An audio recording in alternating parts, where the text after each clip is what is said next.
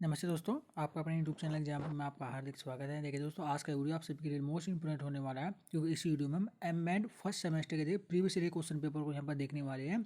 साथ ही साथ जानेंगे कि इसका लेवल यहाँ पर किस तरह का था और आने वाले एग्जाम में किस तरह के क्वेश्चन आपके बन सकते हैं। तो चलिए स्टार्ट करते हैं अपना ये वीडियो। देखिए जैसा कि आप स्क्रीन पर देख रहे होंगे, ये एमएड एग्जामिनेशन का जो कि आपका जून में एग्जाम आपका हुआ था।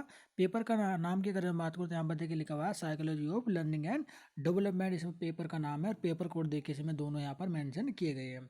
इसमें क्या होता है, आपका ये टोटल 80 मार्क्स का ये पेपर आपका होता है, जो कि अलग अलग सेक्शन में बटा होता है। जैसे कि देखिए लिखा हुआ है नोट में यहाँ पर देखा हुआ है, यह प्रश्न पत्र के 3 खंडों में विभाजित है, यानी कि अलग अलग देखिए खंडों में विभाजित है ये। और सबसे पहले खंड यहाँ पर देखिए खंड है, यानी कि सेक्शन ए यहाँ पर पूछा जाता है, जिसमें आते आपके अति लघु उत्तरीय प्रश्न इसमें पूछे जाते हैं, यानी वेरी आंसर टाइप क्वेश्चन इसमें पुटअप किए जाते हैं। तो सबसे पहले देखिए हम खंड देखने वाले हैं। तो खंड से करने से पहले उससे पहले देखिए हम इसमें नोट्स पढ़ लेते हैं। यहाँ पर देखिए लिखा हुआ है कि इस खंड में से किन्हीं 2 प्रश्नों के उत्तर दीजिए और प्रत्येक प्रश्न 8 अंकों का होगा, यानी कि 2 अगर आप इसमें से प्रश्न कर लेंगे तो आपको 16 मार्क्स यहाँ पर मिल जाएंगे। तो सबसे पहला क्वेश्चन देखिए इंपोर्टेंट क्वेश्चन है इस पेपर का, सबसे ज़्यादा इंपोर्टेंट क्वेश्चन यहाँ पर इसमें यह देखिए कि शिक्षा मनोविज्ञान के क्षेत्र की चर्चा कीजिए, यानी कि शिक्षा मनोविज्ञान का क्या क्षेत्र है, कहाँ तक फैला हुआ है, इसका देखिए आपको चर्चा यहाँ पर करनी है। इस पेपर का सबसे ज़्यादा मोस्ट इंपोर्टेंट क्वेश्चन यहाँ पर देखिए इसी है। इस पेपर के आधार पर देखिए क्वेश्चन यहाँ पर पूछा गया है। दूसरा क्वेश्चन यहाँ पर देखिए पूछा गया था विकास के रिलेटेड। इसमें लिखा हुआ है कि विकास की अवधारणा समझाइए तथा विकास की अवस्थाओं का उल्लेख कीजिए, यानी कि फर्स्ट ऑफ ऑल आपको देखिए विकास की अवधारणाओं को समझाना है। उसके बाद विकास की देखिए कौन कौन सी अवस्थाएं हैं उसके बारे में भी आपको उल्लेख करना है। तो ये देखिए पहला और दूसरा क्वेश्चन देखिए इस पेपर के मोस्ट इंपोर्टेंट है। अगर आप इन्हें भी तैयार कर लेंगे तो पूरे रिपोर्ट होने के इस तरह के चांसेस इसमें बने रहते हैं। तीसरा भी देखिए आपका अधिगम से रिलेटेड है। तो यहाँ पर देखिए अधिगम शैलियों के संदर्भ में व्यक्तिगत विभिन्नताओं की विवेचना कीजिए। तो ये भी देखिए काफ़ी इंपोर्टेंट क्वेश्चन है। अधिगम के बारे में देखिए आप जरूर पढ़ के जाइएगा। अधिगम से भी यहाँ पर देखिए क्वेश्चन आपसे पूछे जाते हैं। हो सकता है ये क्वेश्चन ना आए, लेकिन अधिगम से रिलेटेड आपके कोई ना कोई क्वेश्चन तो यहाँ पर जरूर पूछा जाता है। नेक्स्ट क्वेश्चन की तरफ चलते हैं फ्रेंड्स। तो नेक्स्ट क्वेश्चन इसमें देखिए पूछा गया था शिक्षा मनोविज्ञान का। तो ये भी देखिए एक इंपोर्टेंट टॉपिक है शिक्षा मनोविज्ञान, इसे भी आप अच्छे से पढ़ के जाइएगा।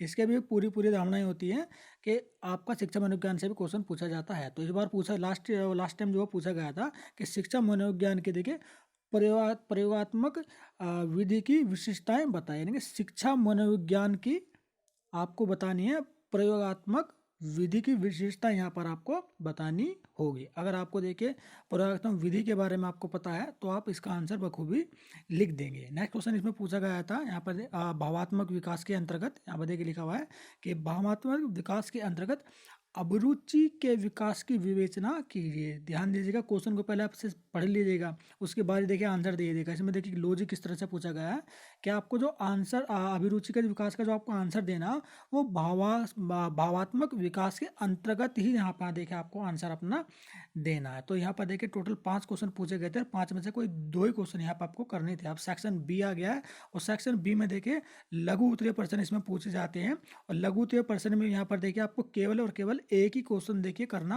होता है।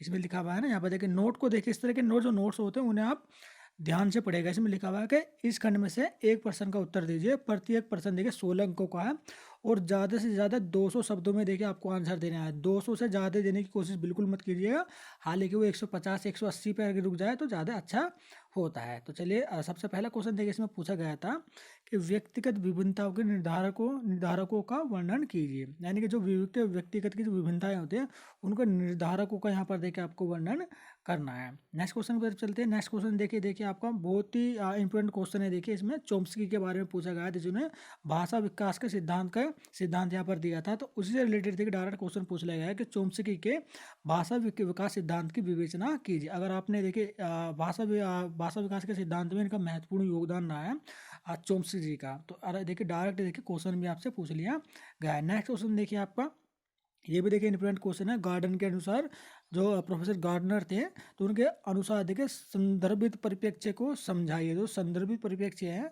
उनको समझाया, लेकिन किसके अनुसार समझाना है, गार्डनर के अनुसार यहाँ पर समझाना है। अगर आपको इसके बारे में पढ़ा होगा तो आप इसका आंसर डेफिनेटली लिख के आएंगे। देखिए कोई सा आपको एक ही क्वेश्चन यहाँ पे करना था, देखिए ध्यान दीजिएगा। अब देखिए दूसरा क्वेश्चन, नेक्स्ट क्वेश्चन इसमें पूछा गया था कि मनोविज्ञान के महत्वपूर्ण स्कूलों का उल्लेख कीजिए और इनमें से किसी एक की विवेचना कीजिए। देखिए मनोविज्ञान के तो काफ़ी स्कूल कॉलेज हैं आपके सिलेबस में, लेकिन उन सभी के उनके में जो महत्वपूर्ण है उनका आपको उल्लेख करना है और उसकी देखिए किसी एक की यहाँ पर देखिए आपको विवेचना करनी होगी, जिसके बारे में देखिए आपको काफ़ी विस्तार से बताना होगा किसी एक के बारे में। लेकिन जो महत्वपूर्ण स्कूल है उनका उल्लेख तो करना है, लेकिन उनमें से किसी एक का देखिए बहुत ही महत्वपूर्ण अच्छे तरीके से आपको विवेचना करनी होगी।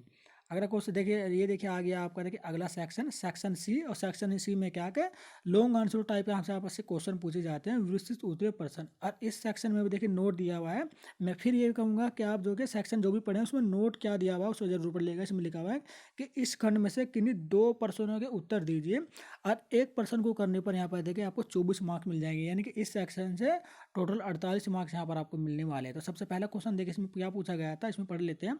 इसमें पूछा गया था कि शिक्षा के अभ्यास एवं सिद्धांत के लिए शिक्षा मनोविज्ञान के संबंध की विवेचना कीजिए। क्वेश्चन को पहले अच्छे से पढ़ लीजिएगा। इसमें पूछा गया है कि शिक्षा के अभ्यास एवं सिद्धांत के लिए शिक्षा मनोविज्ञान के संबंध, यानी शिक्षा मनोविज्ञान के संबंध किसके अनुसार बताने हैं, शिक्षा के अभ्यास और सिद्धांत के अंतर्गत रहकर देखिए आपको अपना आंसर यहाँ पर लिखना होगा। यानी कि जब आप आंसर लिखेंगे तो शिक्षा के अभ्यास एवं सिद्धांत उस आंसर में झलकने चाहिए। नेक्स्ट क्वेश्चन पढ़ते हैं। देखिए अब देखिए गिलफोर्ड के बुद्धि की संरचना के मॉडल का वर्णन यहाँ पर करना है। देखिए बुद्धि का सिद्धांत इन्होंने दिया था गिलफोर्ड जी ने, और इसी के बारे में देखिए इसमें पूछा गया था कि गिलफोर्ड के देखिए बुद्धि संरचना के जो मॉडल का वर्णन यहाँ पर आपको करना है कि किस तरह से इन्होंने अपना जो मॉडल तैयार किया है, किस तरह का इसने संरचना की, किस तरह का सिद्धांत दिया है। तो उसी के बारे में देखिए पूछा गया था और आपको इसी के बारे में बताना है। नेक्स्ट क्वेश्चन यहाँ पर पढ़ते हैं। देखिए मनोविज्ञान वातावरण के बारे में देखिए इसमें पूछ लिया गया है। ये इंपॉर्टेंट क्वेश्चन है, लेकिन थोड़ा सा समझने की जरूरत है इसे। मनोविज्ञान वातावरण के संबंध में व्यक्ति की क्रियाओं का विज्ञान है, यानी कि ये एक देखिए मनोवैज्ञानिक हैं जिन्होंने ये परिभाषा दी थी कि मनोविज्ञान जो है ना वो वातावरण के संबंध में व्यक्ति की क्रियाओं का ही विज्ञान है। तो किसी ने कहा था वो आपको बता रहा है, और इस तथ्य की आलोचना समीक्षा भी यहाँ पर देखिए आपको करनी है। यदि आपको ये पता है कि किसी ने कहा था, इसके बारे में थोड़ा सा भी जानते हैं, तो आप अच्छे से देखिए इसका आंसर दे सकते हैं, क्योंकि ये पेपर ही देखिए आपका मनोविज्ञान पे ही बेस्ड है। तो इसका आंसर देखिए आप बखूबी लिख सकते हैं। नेक्स्ट क्वेश्चन देखिए इसमें पूछा गया था कि स्टर्नबर्ग के ट्राइआर्चिक सिद्धांत के संदर्भ में संज्ञानात्मक सूचना प्रक्रिया पर्सपेक्टिव की विवेचना कीजिए। ये क्वेश्चन थोड़ा सा देखिए इसमें थोड़ा अटपटा सा है ये क्वेश्चन, लेकिन हमें क्या करना है, हमें तो केवल 2 ही क्वेश्चन करने हैं। तो अगर आप इसे किक आउट भी कर देते हैं तो भी कोई फर्क नहीं पड़ता, लेकिन आप जब इसे तैयार करेंगे तो इसे इस तरह के क्वेश्चन में देखिए मिस मत कीजिएगा। लेकिन इसका आंसर आप अच्छे से नहीं लिख पाएंगे, ये हम जानते हैं, क्योंकि ये क्वेश्चन थोड़ा सा देखिए अटपटा सा क्वेश्चन, लेकिन जो बाकी के केवल 2 ही क्वेश्चन देखिए इसमें करने होते हैं। ठीक है, तो 2 या 3 पे देखिए अपना फोकस, जो बेस्ट आता है। मेरा तो यही आपको देखिए एडवाइस रहेगी कि पेपर करने से पहले ना आप पेपर को बहुत ही अच्छे से, बहुत ही आराम से पहले पूरा पढ़ लीजिएगा। उसमें डिसाइड कीजिएगा कि आपको कौन कौन से आते हैं, और कौन कौन से में भी जो सबसे अच्छा आता है उसे सबसे पहले कीजिएगा, जो सबसे थोड़ा कम आता है उसे बाद में कीजिएगा। और इस पेपर का ही लास्ट क्वेश्चन देखिए इसमें पूछा गया था कि अधिगम के अधिगम के क्लासिकल अनुबंधन सिद्धांत की शिक्षा में उपयोगिता सहित व्याख्या कीजिए। तो ये जो अधिगम के क्लासिकल सिद्धांत यहाँ पर जो दिया गया है वो किसने दिया था, इसके बारे में बताना है। प्लस यहाँ पर देखिए शिक्षा में उपयोगिता सहित इसकी व्याख्या भी करनी है कि शिक्षा में इसका किस तरह का देखिए योगदान आया, क्या क्या भूमिकाएं निभाई हैं, और किस तरह से इससे बेनिफिट मिल सकता है, उस सभी के बारे में यहाँ पर आपको बताना है। तो ये देखिए पूरा पेपर यहाँ पर देखिए कवर कर लिया। उम्मीद करता हूँ ये क्वेश्चन पेपर के थ्रू आपकी काफ़ी हेल्प हो जाएगी। इससे पहले भी मैंने एमएड फर्स्ट सेमेस्टर के देखिए काफ़ी क्वेश्चन पेपर को देकर उसमें बताया, उसके लिंक भी मैं इसी वीडियो को डिस्क्रिप्शन बॉक्स से नीचे शेयर कर दूंगा। उन्हें आप अच्छे से एक बार अच्छे से चेक कर लीजिएगा और अपनी तैयारी में लग जाएगा, और मैक्सिमम मार्क्स आप गेन करके आएंगे अगर आप इन पेपर को आधार मान कर ही आप तैयारी कर लेते हैं। तो चलो चलते हैं, जल्दी मिलते हैं नेक्स्ट वीडियो में इसी तरह की लेटेस्ट इन्फॉर्मेशन के साथ।